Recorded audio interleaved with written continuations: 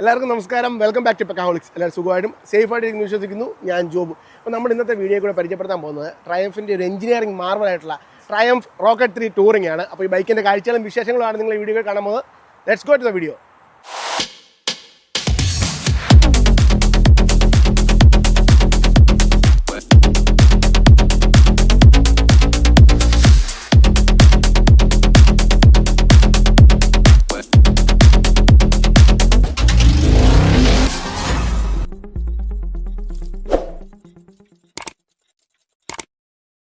അപ്പോൾ ഈ വീഡിയോയുടെ തുടക്കത്തിൽ തന്നെ ഞാൻ പറഞ്ഞു ട്രയംഫിൻ്റെ ഒരു എഞ്ചിനീയറിംഗ് മാർവലാണ് ഈ മോട്ടോർ സൈക്കിൾ എന്ന്. ഇത് പറയാനുള്ള പ്രധാന കാരണം look at this huge engine. It's a 2300 cc engine, ഒരു ഇൻലൈൻ ട്രിപ്പിൾ എഞ്ചിനാണ്. അതുപോലെ തന്നെ ഈ ബൈക്ക് ഇറങ്ങിയ സമയത്ത് ലോകത്തിലെ തന്നെ ബിഗ്ഗസ്റ്റ് പ്രൊഡക്ഷൻ മോട്ടോർ സൈക്കിളായിരുന്നു ട്രയംഫിൻ്റെ റോക്കറ്റ് 3 ടൂറിംഗ്. ഇപ്പോഴും ട്രയംഫ് തന്നെയാണ് ടൈറ്റിൽ ഹോൾഡ് ചെയ്യുന്നത്. ട്രയംഫിൻ്റെ റോക്കറ്റ് 3 GT ആണ് ആ ടൈറ്റിൽ ഹോൾഡ് ചെയ്യുന്നത്. എനിവേസ് നമുക്ക് ഇതിൻ്റെ ഓണറോട് തന്നെ ചോദിക്കാം ബൈക്കിൻ്റെ വിശേഷങ്ങളും കാര്യങ്ങളൊക്കെ. അപ്പം അമിത് ബ്രോയാണ് ഈ ബൈക്കിൻ്റെ ഓണർ. നമ്മൾ അമിത് ബ്രോ എന്നൊന്നും നമ്മൾ വിളിക്കാറില്ല. സ്ഥിരം വീഡിയോസ് സ്ഥിരമായിട്ട് കാണുന്നവർക്കാണെങ്കിൽ പുള്ളി പരിചയമുണ്ട്. സ്നേഹത്തോട് ഞങ്ങൾ റോക്കറ്റ് എന്ന് തന്നെയാണ് വിളിക്കുന്നത്. അപ്പോൾ റോക്കറ്റ് ബ്രോ, അതുകൊണ്ട് എനിക്ക് അമിത് എന്നൊരു വായി വരത്തില്ല. ഫസ്റ്റ് തിങ്, എന്തുകൊണ്ടാണ് ട്രയംഫിൻ്റെ റോക്കറ്റ് 3 എടുത്തത്? ശരിക്കും ഇതൊരു ഫാൻറ്റസിയിലാണ് സ്റ്റാർട്ട് ചെയ്തത്. 2010-11 സമയത്തൊക്കെ നമുക്ക് മോട്ടോർ സൈക്കിൾ ഭയങ്കരമായിട്ട് ആഗ്രഹിച്ചിരുന്നൊരു കാലഘട്ടമാണ്. അപ്പോഴാണ് 2300 cc എഞ്ചിനുള്ള ഒരു മോട്ടോർ സൈക്കിൾ നമ്മൾ കേൾക്കുന്നത് തന്നെ. അത് എങ്ങനെ ബൈക്കിൽ അക്കോമഡേറ്റ് ചെയ്യുന്നു നമ്മൾ ശരിക്കും പറഞ്ഞാൽ ആലോചിച്ച് അപ്പൊ അന്ന് എൻ്റെ ശ്രദ്ധയിൽ കയറിയ വണ്ടിയാണ് ഈ വണ്ടി. പിന്നെ കേരളയിൽ വന്നതിന് ശേഷം ടൂറിങ് ഇഷ്ടപ്പെടുന്ന ആളാണ് ഞാൻ. അപ്പോൾ ലോങ് ഡിസ്റ്റൻസ് പോകണം, പിന്നെ നല്ല ടോർക്ക് വേണം വണ്ടി എടുക്കുമ്പോൾ. എന്താ പറയുക, ഞാൻ ഡെയിലിയും ഉപയോഗിക്കാൻ വേണ്ടി കൂടെ വേണം ഉദ്ദേശിച്ച വണ്ടി എടുത്തത്. അപ്പം കുറച്ച് ടോർക്കി ആയിട്ടുള്ള ബൈക്കാണെങ്കിൽ ഡെയിലി റൈഡിന് നന്നായിരിക്കും. അങ്ങനെയാണ് ഞാൻ പറയാം എൻ്റെ എല്ലാ ബോക്സുകളും ചെക്ക് ചെയ്തൊരു വണ്ടിയാണ്. അങ്ങനെയാണ് ട്രയംഫിലോട്ട് എത്തുന്നത്. ഈ ബൈക്കിന് എന്തെങ്കിലും സ്റ്റോറി ഉണ്ട്? ഇത് എടുക്കാൻ ഇതിപ്പോൾ എന്തായാലും ബ്രാൻഡ് ന്യൂ എടുത്തതല്ല. സ്റ്റിൽ ലൈക്ക് അത് ഈസി, അത്ര പെട്ടെന്ന് കണ്ടുപിടിക്കാനും പറ്റുന്ന ഒരു മോഡലല്ല, റെയറാണ് കൈൻഡ് ഓഫ്. അപ്പോൾ ഇതിന് പുറകിൽ എന്തെങ്കിലും സ്റ്റോറി ഉണ്ടോ? ലൈക്ക് വണ്ടി കണ്ടെത്തിയതിലും? അത് വലിയ സ്റ്റോറിയാണ്. ഞാൻ 2020 വണ്ടി നോക്കാൻ തുടങ്ങിയത്. അപ്പം നോക്കി, നോർമലി നമ്മുടെ മാർക്കറ്റ് പ്ലേസ് അല്ലെങ്കിൽ കിജിജി പ്ലാറ്റ്ഫോമിലൊക്കെ നോക്കി വണ്ടി കാണുന്നില്ല, വണ്ടി കിട്ടുന്നില്ല. റോക്കറ്റ് 3 GT ഉണ്ട്, പക്ഷേ റോഡ്സ്റ്ററും ഉണ്ട്, ടൂറിംഗ് കാണുന്നില്ല. അപ്പം ഞാനൊരു ആഡ് ഇട്ടു 2020 കിജിജിയിൽ. I am looking for specific motorcycle. ഈ മോഡൽ നോക്കുന്നുണ്ട്, ഒരു റെസ്പോൺസും വരുന്നില്ല, ഒന്നും കാണുന്നുമില്ല. ഓൾമോസ്റ്റ് 1 വർഷത്തോളം ഞാൻ വെയിറ്റ് ചെയ്തു. 1 വർഷം കഴിഞ്ഞപ്പോഴേക്ക് ഒരു വണ്ടി ഞാൻ ഒറേലിയയിൽ കണ്ടു. ഒറേലിയ എന്ന് പറഞ്ഞാൽ ഇവിടുന്ന് ഒരു 2 മണിക്കൂർ നോർത്ത് ട്രാവൽ ചെയ്യണം. അപ്പം ഓണർ വിൽക്കാനായിട്ടേക്കുവാണ്. ലോങ് സ്റ്റോറി ഷോർട്ട്, ഞാനൊരു 6 പ്രാവശ്യമെങ്കിലും ഈ വണ്ടി കാണാൻ വേണ്ടി പോയിട്ടുണ്ട്.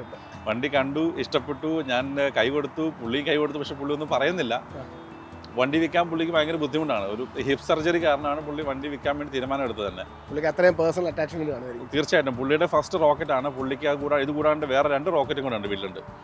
അപ്പം വളരെ ഒരു ഇമോഷണൽ റോളർ കോസ്റ്ററിൽ കൂടെ കടന്നു പോയിട്ടാണ് ഈ വണ്ടി അവസാനം ഡീലാകുന്നത്. I can feel it. എനിക്കറിയാം, നമ്മളും പല വണ്ടി എടുക്കാൻ പോകുമ്പോൾ നമ്മൾ പോലും നമ്മുടെ ഒരു ഡ്രീം വണ്ടിയായിട്ട് അത്ര അറ്റാച്ച്ഡ് ആയി പോകും. പിന്നെ അതൊരു സാഹചര്യത്തിൽ കൊടുക്കുക എന്ന് പറയുമ്പോഴത്തേക്ക് തീർച്ചയായിട്ടും പുള്ളി 10 വർഷം കീപ്പ് ചെയ്ത വണ്ടിയാണ്. വണ്ടി കണ്ടാൽ തന്നെ അറിയാം, വണ്ടി അത്രയും മിൻറ്റ് കണ്ടീഷനായിരുന്നു വണ്ടി എടുത്തപ്പോൾ തന്നെ. വണ്ടി കണ്ടാൽ തന്നെ അതുപോലെ മെയിൻറ്റെയിൻ ചെയ്ത വണ്ടിയാണ് നമുക്ക് കാണുമ്പോൾ തന്നെ അറിയായിരുന്നു. പുള്ളി ഫോളോ അപ്പ് എല്ലാം ചെയ്യുന്നുണ്ടായിരുന്നോ? എനിക്കൊരു ഓണറുണ്ട്, അതുകൊണ്ടാണ് ചോദിച്ചത്. പുള്ളി എനിക്ക് ആകെ ഒരു ഡിമാൻഡ് മാത്രമേ പുള്ളി ചെയ്തുള്ളൂ. ഇടയ്ക്ക് ഒറേലിയ ഭാഗത്തും എല്ലാം റൈഡ് പോവുകയാണെങ്കിൽ പുള്ളി വിളിക്കണം, പുള്ളിക്ക് വണ്ടി കാണണം. പിന്നെ വല്ലപ്പോഴൊക്കെ വണ്ടിയുടെ ഫോട്ടോ അയച്ചു കൊടുക്കാമെന്ന് ചോദിച്ചു. ഞാൻ ഓക്കെ എന്ന് പറഞ്ഞു. അപ്പം ഞാൻ എന്തുകൊണ്ട് അങ്ങനെ ചോദിക്കാൻ കാര്യം എന്ന് പറഞ്ഞാൽ, എനിക്ക് അങ്ങനെ എൻ്റെ നേരത്തെ ഒരു ബൈക്കിൻ്റെ ഓണർ ഉണ്ടായിരുന്നു. പുള്ളി ഫോളോ അപ്പ് ചോദിക്കായിരുന്നു, വണ്ടി ഓക്കെയാണോ? നമ്മൾ കാശ് കൊടുത്ത് മേടിച്ചാണ്, ബട്ട് സ്റ്റിൽ ലൈക്ക് അവർക്ക് നമ്മളെ പത്രം ഓർക്കും, ആൾക്കാർ ഇത്രയും അറ്റാച്ച്ഡ് ആവും. നമ്മൾ അറ്റാച്ച്ഡ് ആണ്, സ്റ്റിൽ ലൈക്ക് അവരൊരു വേറെ ലെവലിലോട്ടാണ് അതിനെ കാണുന്നത്. മക്കളെ നമ്മൾ ഏൽപ്പിക്കാൻ നോക്കുന്നു, അല്ലെങ്കിൽ എന്തെങ്കിലും ആ ഒരു ലെവലിലേക്കാണ് ആൾക്കാർ അതിനെ കാണുന്നത്. ഓക്കെ, ഇനി നമുക്ക് വണ്ടിയുടെ വിശേഷങ്ങളിലേക്ക് ഒരു സൈഡിൽ നിന്ന് തുടങ്ങാം. ശരി, ആയിക്കോട്ടെ. ഇതിന് ആദ്യം തന്നെ പറയുകയാണ് windshield. Looks A huge windshield. Stock ആണോ അതോ മാറിയതാണോ? സ്റ്റോക്ക് അല്ല, പക്ഷേ OEM വിൻഷീൽഡാണ്. സ്റ്റോക്ക് വിൻഷീൽഡ് വരുന്നത് ഇതിനേക്കാളും 6 ഇഞ്ച് ഷോർട്ടറാണ്. ഡിഫറൻസ് ഉണ്ടോ? ഡിഫറൻസ് വളരെ ഡിഫറൻസ് ഉണ്ട്. ഞാൻ ലോങ് പോകുന്ന സമയത്ത് അല്ലെങ്കിൽ ടൂർ ചെയ്യുന്ന സമയത്താണെങ്കിൽ ഞാൻ 12 ഇഞ്ചിൽ പ്രിഫർ ചെയ്യത്തുള്ളൂ. കാരണം ഓപ്പൺ ഫേസ് ഹെൽമെറ്റ് വെച്ച് കഴിഞ്ഞാൽ ബഗ്സ് അടിക്കും, സ്റ്റോൺ ചിപ്പ് അടിക്കും. അപ്പം ഇത് വളരെ നല്ലതാണ്. ഷോർട്ട് ആണെങ്കിൽ എസ്പെഷ്യലി ആണ് ഹോട്ട് ഡേ നമുക്ക് പുഴുങ്ങും. ഭയങ്കര ചൂടാണ്. അതുകൊണ്ട് ഞാൻ അപ്പോൾ ആ സമയത്ത് ഷോട്ട് എടുത്ത് വെക്കും. ഇത് മാറ്റുക എന്ന് പറഞ്ഞാൽ ഒരു 30 സെക്കൻഡ് പരിപാടിയുള്ളൂ. രണ്ട് ശരിക്കും പറഞ്ഞാൽ ക്ലിപ്പ് ഓൺ പോലത്തെയാണ്. എടുത്ത് കഴിഞ്ഞാൽ അപ്പം തന്നെ എടുത്ത് മാറ്റാം. പിന്നെ ഹെഡ്ലൈറ്റും സ്റ്റോക്കല്ല, ഹാലോജൻ ആണ് വരുന്നത്. അതും സിംഗിൾ ഹെഡ്ലൈറ്റേ വരുന്നുള്ളൂ. 2 ഓക്സിലൈറ്റ് ഞാൻ എക്സ്ട്രാ വെച്ചതാണ്. അപ്പം LED വെച്ചപ്പോൾ ഭയങ്കര വ്യത്യാസമുണ്ട്. കാരണം വെച്ചാൽ നൈറ്റിൽ പോകുന്ന സമയത്ത് ഹാലോജനിൽ ഒട്ടും ലൈറ്റില്ല. ഇപ്പം നല്ല വൈഡറാണ്, നല്ല ബ്രൈറ്ററുമാണ്. പിന്നെ ബ്രേക്ക് ഈ മോഡൽ 2012 വരെയുള്ള വണ്ടികൾക്ക് ABS ഇല്ല. അതിനുശേഷം വണ്ടിക്ക് ABS ഉണ്ട്. ബ്രേക്ക് ഞാൻ എന്താ പറയുക അപ്ഗ്രേഡ് ചെയ്യാൻ പോയില്ല. ടയർ കിടക്കുന്നത് മെറ്റ്സ്ലർ 888 ആണ് കിടക്കുന്നത്. അത് ടൂറിങ്ങിനും നല്ലതാണ്. പ്ലസ് കുറച്ച് അഗ്രസീവായിട്ട് ഓടിക്കുമ്പോഴാണെങ്കിലും നല്ല ഗ്രിപ്പുണ്ട്. പിന്നെ നന്നായിട്ട് ലോഡ് കപ്പാസിറ്റി ഉണ്ട് ആ ടയറിന്. ഷോക്സ് എന്തെങ്കിലും ചേഞ്ച് വരുത്തിയിട്ടുണ്ടോ? ഷോക്സ് വരുത്തിയിട്ടുണ്ട്. ഷോക്സ് ശരിക്കും സ്റ്റോക്ക് ഷോക്ക് എന്ന് പറഞ്ഞു കഴിഞ്ഞാൽ അതിൻ്റെ സ്പ്രിങ് കുറച്ച് സോഫ്റ്ററാണ്. അപ്പം നമ്മൾ നല്ലൊരു കോർണറിലൊക്കെ ചെന്ന് കഴിയുമ്പോൾ സോഫ്റ്റ് സ്പ്രിങ് ഉണ്ടെങ്കിൽ നമുക്ക് ഒരു സ്റ്റെബിലിറ്റി കിട്ടത്തില്ല. അതുകൊണ്ട് ഞാൻ കേടെക്കിൻ്റെ റൈസ് പെക്ക് സ്പ്രിങ് ആണ് ഇട്ടേക്കുന്നത്. ഡിഫറൻസ് ഉണ്ട്, വളരെ ഡിഫറൻസ് ഉണ്ട്. എസ്പെഷ്യലി പില്ലിനാണെങ്കിലോ അല്ലെങ്കിൽ പുറയിൽ വെയിറ്റ് ക്യാരി ചെയ്തിട്ട് പോകുമ്പോഴാണെങ്കിലോ കോർണറിൽ കുറച്ച് സ്പീഡ് ഉണ്ടെങ്കിലും ആ ഷോക്ക് നല്ല സ്റ്റെബിലിറ്റി ആയിരുന്നു. അത്യാവശ്യമായിട്ട് നമ്മൾ ലോങ് റൈഡ്സ് പോകുമ്പോൾ ഏറ്റവും കൂടുതൽ ലോഡ് ക്യാരി ചെയ്യുന്ന ഒരു മോട്ടോർ സൈക്കിള് നമ്മുടെ റോക്കറ്റ് 3 തന്നെയാണ്. എസ്പെഷ്യലി ഫ്യൂവല്, അത്യാവശ്യം വേണ്ട എല്ലാ സാധനങ്ങളും നമുക്ക് വേണ്ടി സപ്പോർട്ട് ചെയ്യുന്നു. നമ്മുടെ ഒരു സപ്പോർട്ടിംഗ് വെഹിക്കിൾ കൂടെ. നമ്മുടെ വാവാ ട്രിപ്പിന്റെ വീഡിയോ ഉണ്ടെന്ന് തന്നെ അറിയാം. എൻ്റെ പുറയിൽ 20 ലിറ്റർ ഗ്യാസ് ക്യാൻ, ആൾക്കാരുടെ ലഗേജ് എല്ലാ വണ്ടിയാണ് ക്യാരി ചെയ്തുകൊണ്ടിരുന്നത്. ആ സൈഡിൽ നോക്കുകയാണെങ്കിൽ ഫസ്റ്റ് നമ്മൾ കാണുന്നത് റേഡിയേറ്റർ. Huge radiator. എന്താണ് റേഡിയേറ്ററെ കുറിച്ച് പറയാം? റേഡിയേറ്റർ സാധാ ലിക്വിഡ് കൂൾഡ് റേഡിയേറ്റർ ആണ്. ഹൈ ഗ്രേഡ് അലൂമിനിയാണ് യൂസ് ചെയ്തേക്കുന്നത്. ഒബ്വിയസ്ലി ഇത്രയും ഹ്യൂജ് എഞ്ചിന് അതുപോലെ ഹീറ്റ് ഡിസിപ്പേറ്റ് ചെയ്യും. അപ്പം ആ റേഡിയേറ്റർ ഇല്ലെങ്കിൽ നമുക്ക് റൈഡ് ചെയ്യാൻ പറ്റില്ല, കാല് അതുപോലെ ചൂട് വരും. പിന്നെ എന്താ പറയുക, എൻജിൻ എന്ന് പറയുമ്പം പറഞ്ഞല്ലോ 2300 cc ആണ്.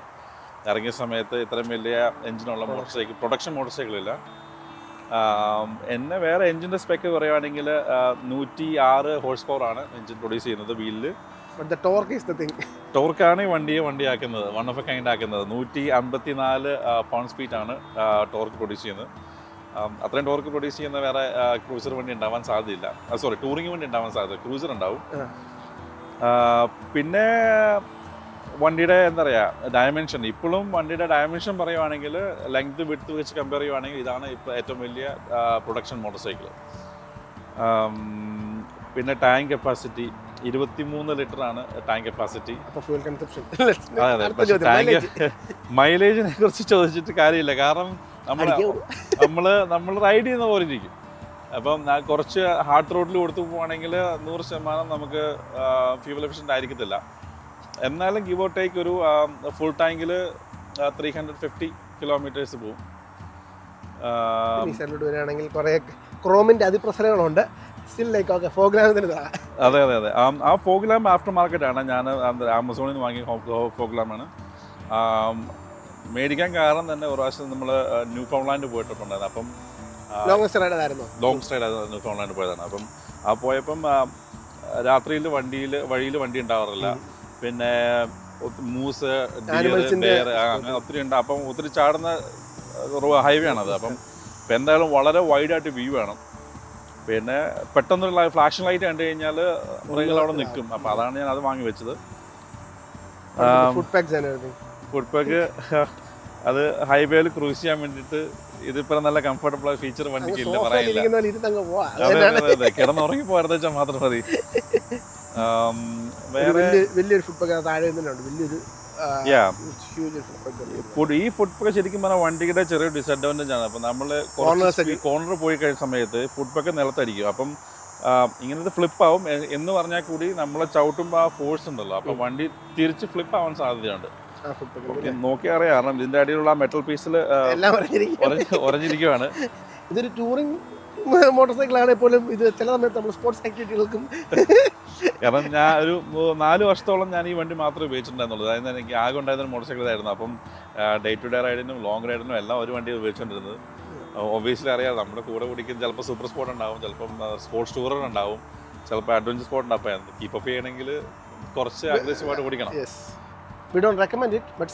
തീർച്ചയായിട്ടും. പിന്നെ എന്താ പറയുക, ഷാഫ്റ്റ് ഡ്രൈവ് ആണ് വണ്ടി. അപ്പോൾ ലോ മെയിൻ്റെനൻസ് ആണ്. 5 speed manual 5 speed gear box ആണ്. പുതിയ വണ്ടികളെല്ലാം 6 സ്പീഡാണ്, ഇത് 5 സ്പീഡ് ഗിയർ ബോക്സ് ആണ്. ഒരു ഗിയറോടെ വേണമെന്ന് തോന്നിയിട്ടുണ്ടോ? ഒരു ഗിയർ വേണമെന്ന് പലപ്പോഴും എനിക്ക് തോന്നിയിട്ടുണ്ട്. ഒന്നോ രണ്ടോ വേണമെന്ന് എനിക്ക് തോന്നിയിട്ടുണ്ട്. സ്ഥിരമായിട്ട് കേൾക്കുന്നുണ്ട്. മറ്റേ വാൽക്കരിയുടെ വീഡിയോ എടുത്തപ്പോൾ പ്രവീണിന്റെ അടുത്ത് പറഞ്ഞു ഒരു ഗിയറും ഉണ്ടായിരുന്നെങ്കിൽ നല്ലതായിരുന്നു എന്ന്. ഇത്ര അപ്പം like huge engine, huge torque, everything ഉണ്ട്. പിന്നെ 5 സ്പീഡ് മാനുവൽ, 5 സ്പീഡ് മാത്രം കൊടുക്കുമ്പോൾ എപ്പോഴും പറയുന്നുണ്ട്. പ്രവീൺ അന്ന് പറഞ്ഞു. ഓക്കെ, നേരത്തെ പറഞ്ഞ പോലെ തന്നെ ഒരു huge saddle bag. Saddle bag വളരെ ഹെൽപ്ഫുൾ ആണ്, എസ്പെഷ്യലി ലോങ് പോകുന്ന സമയത്ത്. നല്ല രീതിയിൽ തന്നെ താങ്കൾക്ക് ആഡ് ചെയ്യും. രണ്ടുപേരുടെ ബിലോങ്ങിങ്സ് എല്ലാം കയറാൻ പറ്റുന്ന 2 സാഡിൽ ബാഗ് ഉണ്ട്. ഞാൻ ലോങ് പോകുന്ന സമയത്ത് ഒരു ചെറിയ ഫ്യൂവൽ ക്യാനും കൂടെ ഞാൻ കീപ്പ് ചെയ്യാറുണ്ട്. കാരണം എൻ്റെ ഒരു 4 ലിറ്ററിൻ്റെ ഫ്യൂവൽ ക്യാൻ ആ ഷേപ്പിലുള്ള മാർക്കറ്റ് കിട്ടും. അപ്പോൾ അതിന് ഉള്ളിൽ വെച്ച് കഴിഞ്ഞാൽ എക്സ്ട്രാ ഫ്യൂലുമായി. പിന്നെ ഞാൻ എപ്പോഴും ലോങ് പോകുന്ന സമയത്ത് രണ്ടിലും വെയിറ്റ് ചെയ്യാൻ ബാലൻസ് ചെയ്യാൻ ശ്രദ്ധിക്കാറുണ്ട്. അല്ലെങ്കിൽ സ്റ്റെബിലിറ്റി ഉണ്ടാവും തീർച്ചയായിട്ടും. അപ്പോൾ ഫ്യൂവൽ ടാങ്ക് നമ്മളെപ്പോഴും ഈ നോർത്തിലോട്ടൊക്കെ പോകുമ്പോൾ നമുക്ക് മെയിൻലി ഫ്യൂവലിൻ്റെ ഇഷ്യൂസ് എപ്പോഴും വരാറുണ്ട്. തീർച്ചയായിട്ടും അത് നമ്മുടെ കൂട്ടത്തിൽ വരുന്ന ബൈക്കുകളുടെ ആയിരിക്കും. പലതിനും മൈലേജ് ഇല്ല. മിക്ക സൂപ്പർ സ്പോർട്ട് ആണെങ്കിൽ ഇപ്പം വണ്ടിയൊക്കെ ആണെങ്കിൽ ജിക്സറൊക്കെ ആണെങ്കിൽ 200 കിലോമീറ്റർ ഫുൾ ടാങ്കിൽ പോയാൽ ഭാഗ്യം. അപ്പം പോകുന്ന പോലെ ഇരിക്കും. തീർച്ചയായിട്ടും. അപ്പം നോർത്തിലോട്ടൊക്കെ പോയി കഴിഞ്ഞാൽ ഗ്യാസ് സ്റ്റേഷൻ ചിലപ്പോൾ 200 കിലോമീറ്റർ അപ്പാർട്ടായിരിക്കും. ചിലപ്പം ഫ്യൂവൽ കണ്ടെത്താൻ പാടാണ്. ഓക്കെ, ഇനിയും ബാക്കിലോട്ട് വരണമെങ്കിൽ ഒരു luggage rack. Still again for more. ഞാൻ എൻ്റെ കസ്റ്റം ബിൽഡ് ലഗേജ് ബോക്സുകളുണ്ട്. അപ്പം ഇവിടെ സെക്യൂർ എളുപ്പമാണ്, അല്ലെങ്കിൽ ഇവിടെ സെക്യൂർ ചെയ്യും. പിന്നെ എക്സോസ്റ്റ് സ്റ്റോക്ക് എക്സോസ്റ്റ് തന്നെയാണ്. ഞാൻ ക്യാറ്റ് ഡിലീറ്റ് ചെയ്തിട്ടില്ല. കാരണം ഒത്തിരി US-ലോട്ട് ട്രിപ്പ് യാത്ര ചെയ്യുന്നുണ്ട്. അപ്പം ലീഗലി ക്യാറ്റ് ഡിലീറ്റ് എന്ന് പറഞ്ഞാൽ ഇല്ലീഗലാണ്. അപ്പോൾ അതുകൊണ്ട് അത് ഞാൻ ചെയ്യാൻ പോയിട്ടില്ല. മുമ്പ് നമ്മളിപ്പോൾ പറയുകയാണെങ്കിൽ നമ്മൾ വീഡിയോ നോക്കുന്നത് പറഞ്ഞു വണ്ടി ഷാഫ്റ്റ് ഡ്രോൺ ആണ്. അപ്പോൾ അതിൻ്റെ എന്തെങ്കിലും ഡിഫിക്കൽട്ടീസ് ഉണ്ടോ? ഒരു സൈഡിലോട്ട് വെയിറ്റ് കൂടുതലായിട്ട് തോന്നുന്നുണ്ടോ? ഷാഫ്റ്റ് 100% അഡ്വാൻറ്റേജ് ആണുള്ളത്. കാരണം മെയിൻ്റനൻസ് ഇല്ല. അത് ആ സെയിം ടോർക്ക് നമുക്ക് ഓൾമോസ്റ്റ് സെയിം ടോർക്ക് നമുക്ക് വീല് കിട്ടും. പിന്നെ ആകെ ഉള്ളൊരു ഡിസഡ്വാൻറ്റേജ് എന്ന് പറയാനുള്ളത്, നമ്മളിപ്പം ത്രോട്ടിൽ കൊടുക്കുമ്പം ഒരു ചെറിയൊരു റോളിംഗ് ആക്ഷൻ കിട്ടും. വണ്ടി ഒരു സൈഡിലോട്ട് ടിൽറ്റ് ചെയ്യുന്നതാണ്. ഒരു സൈഡിലാണ് ഷാഫ്റ്റ് ഇരിക്കുന്നത്. അപ്പോൾ ഒരു സൈഡിലോട്ട് ടിൽറ്റ് ചെയ്യുന്നതായിട്ടൊരു ഫീൽ ഉണ്ടാവും. അപ്പം ബിഗിനേഴ്സ് ഒക്കെ എടുത്തിട്ട് പെട്ടെന്ന് ഹാർഡ് ത്രോട്ടിൽ കൊടുത്തു കഴിഞ്ഞാൽ വണ്ടി ഒരു സൈഡിലോട്ട് പോകും. ആ ഒരു ബുദ്ധിമുട്ട് മാത്രമേ ഷാഫ്റ്റിനുള്ളൂ. ഷോക്ക് അപ്ഗ്രേഡഡ് ആണോ അതോ ഷോക്ക് സ്റ്റോക്ക് ആണോ? റിയർ ഷോക്ക് ഞാൻ അപ്ഗ്രേഡ് ചെയ്തേക്കുന്നതാണ്. അതും കെടെക്കിൻ്റെ റേസ് സ്പെക്ക് ഷോക്കാണ്. പ്രീലോഡും റീബൗണ്ട് അഡ്ജസ്റ്റ് ചെയ്യുന്ന ഷോക്കാണ്. കാരണം അഗൈൻ നമ്മുടെ riding style plus pillion plus weight carry സമയത്ത് അത് അഡ്ജസ്റ്റ് ചെയ്യുന്നത് വളരെ അത്യാവശ്യമുള്ള കാര്യമാണ്. കാരണം എപ്പോഴും വണ്ടിയുടെ സ്റ്റെബിലിറ്റി, അതായത് നമ്മൾ കോർണറിൽ പോകുമ്പോൾ സ്റ്റെബിലിറ്റി എന്ന് പറഞ്ഞു കഴിഞ്ഞാൽ നമ്മൾ ആ ഷോക്കിൻ്റെ അഡ്ജസ്റ്റ്മെൻറ്റിലാണ് ഇരിക്കുന്നത്. പിന്നെ ഒബ്വിയസ്ലി വണ്ടി വളരെ ഹെവി വണ്ടിയാണ്. ചോദിക്കാൻ വരുമായിരുന്നു, ഞാനത് ഓടിച്ചിട്ടുണ്ട്. കപ്പലെന്ന് തന്നെ വേണം പറയാം. എത്ര വെയിറ്റ് ആണ് വരുന്നത്? വെയിറ്റ് വരുന്നത് 400+ kilogram, almost half a ton motor സൈക്കിളാണത്. ഞാനിപ്പോഴും ഓർക്കുന്നുണ്ട്, നമ്മൾ ഈ വണ്ടി എടുക്കാൻ ഞാൻ ഓടിച്ചിട്ടുണ്ട്. അപ്പോൾ എനിക്ക് റോക്കൻ എന്നോട് പറഞ്ഞു, ചേട്ടാ സാധാരണ ബൈക്ക് കാല് കുത്തുന്ന പോലെ നിർത്തി ചവിട്ടരുത്, ഒടിഞ്ഞു പോകും. എസ്പെഷ്യലി വന്ന് നിർത്തുമ്പം നിൽക്കാറാകുമ്പോൾ കാല് താഴ്ത്തിട്ടൊന്ന് ലാൻഡ് ചെയ്യാം. അതാണ് ശരിക്കും അതിൻ്റെ ഏറ്റവും വലിയ ചീറ്റ് എന്ന് പറഞ്ഞാൽ. ശരിക്കും വണ്ടി 100% സ്റ്റോപ്പിൽ എത്തിക്കഴിയുമ്പോഴേ കാല് കുത്താം. അതിന് മുമ്പ് കാല് കുത്തി കഴിഞ്ഞാൽ നമുക്ക് ബാലൻസ് കിട്ടില്ല, വണ്ടി മുമ്പോട്ട് മറിഞ്ഞു പോകും. ഇപ്പോൾ നമുക്ക് ആദ്യം ഇപ്പോൾ ഒരാളിപ്പോൾ പുതിയതായിട്ട് കാണുന്നു, നോക്കി വലിയ വണ്ടി കുഴപ്പമില്ല, കയറി ഓടിക്കുക എന്നൊക്കെ പറയും. ബേസിക്കായിട്ട് ഇങ്ങനത്തെ കുറേ ടെക്നിക്സുകളും കാര്യങ്ങളും ഉണ്ട്.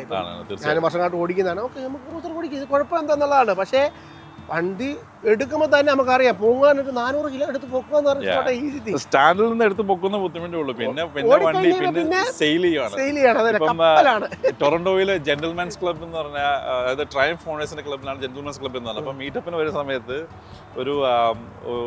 ഒരാളോട് പറഞ്ഞാണ്, you don't park at Triumph, you dock at Triumph എന്നാണ് പറയുന്നത്. അപ്പോൾ അത്രയും വലിയ വണ്ടിയാണിത്. അപ്പോൾ ആ സൈഡിലേക്ക് വരുവാണെങ്കിൽ സ്വിച്ചസ് ഒന്നും ഇൻട്രൊഡ്യൂസ് ചെയ്യുമോ? പ്ലെയിൻ ആൻഡ് സിമ്പിൾ ആണ്. ബേസിക് സ്വിച്ചസ് മാത്രമേ ഉള്ളൂ. നല്ല dim bright, aux light on off, indicator.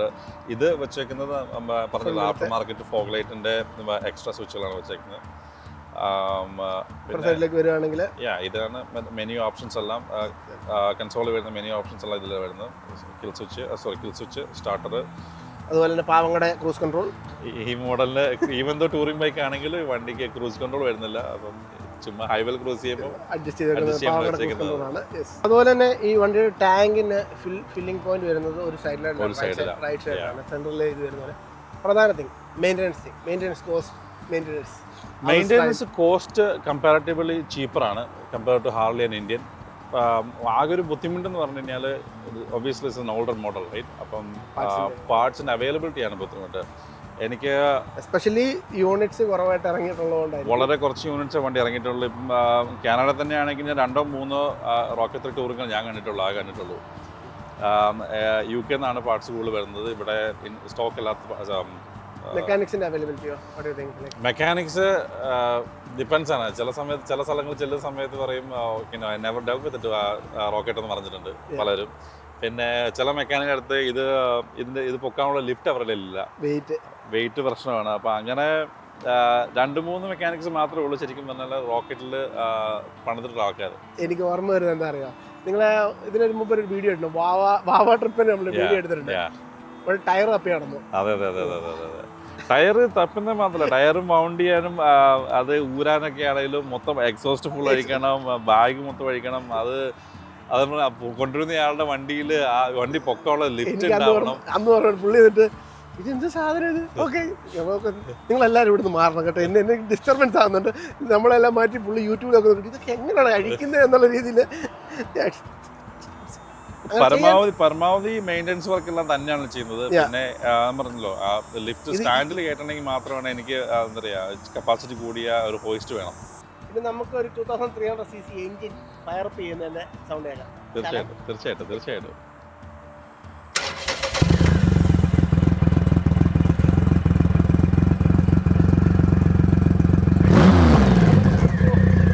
കൊടുത്തോ.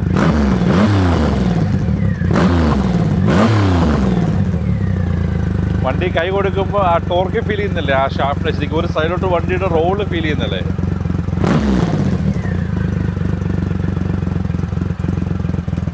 ട്രയംഫ് റോക്കറ്റ് 3 ടൂറിങ്ങിൻ്റെ വിശേഷങ്ങളാണ് നിങ്ങൾ ഈ വീഡിയോ കൂടെ കണ്ടത്. എന്തെങ്കിലും പറയാനുണ്ടോ rocket? Definitely not a beginner bike.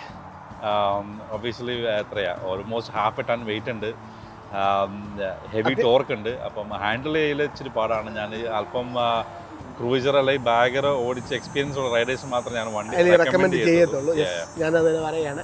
അപ്പോൾ എന്തുകൊണ്ടാണ് ഈ ബൈക്കിൻ്റെ വീഡിയോ എടുക്കാനുള്ള പ്രധാന കാരണം, it's a rare bike, kind of hard to find ആണ്. അപ്പോൾ 2011 ഇറങ്ങിയൊരു ബൈക്ക് ഇപ്പോഴും നമ്മൾ എനിക്ക് അങ്ങനെ ഒരു ബൈക്കിൻ്റെ വീഡിയോ എടുക്കണം, അതുപോലെ ട്രയംഫ് റോക്കറ്റിൻ്റെ ഒരു ഡിഫറെൻറ്റ് തിങ് ആണ്. ഓക്കെ, അപ്പോൾ അതുകൊണ്ടാണ് ഈ വീഡിയോ എടുക്കണമെന്ന് ശരിക്കും ആഗ്രഹം ഉണ്ടായിരുന്നു. അങ്ങനെ റോക്കറ്റോട് പറഞ്ഞു, അങ്ങനെയാണ് നമ്മൾ ഈ വീഡിയോ എടുക്കുന്നത്. ഓക്കെ, അപ്പോൾ തൽക്കാലം ഈ വീഡിയോ ഇവിടെ അവസാനിപ്പിക്കുകയാണ്. നിങ്ങൾക്ക് ഏതെങ്കിലും ബൈക്കിൻ്റെ റിവ്യൂസോ വിശേഷങ്ങളോ ഒക്കെ അറിയണമെങ്കിൽ നമ്മൾ മെസ്സേജ് ചെയ്യാം. അപ്പം അടുത്തൊരു വീഡിയോ ആയിട്ട് ഉടനെ കാണാം. See you soon.